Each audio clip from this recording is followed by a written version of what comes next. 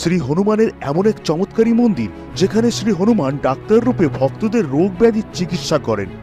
হ্যাঁ, ঠিকই শুনেছেন, গোয়ালিয়র থেকে 70 কিলোমিটার দূরে ভিন্দের দন্দ্রোয়াতে অবস্থিত এই মন্দিরের নাম ডক্টর হনুমান মন্দির।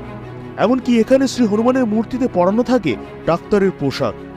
মান্যতা আছে, শিবকুমার নামের এক সাধু জলাশয় থেকে হনুমানজির এক মূর্তি পেয়েছিলেন। এরপর তিনি ওই মূর্তিটির পুজো করতে থাকেন।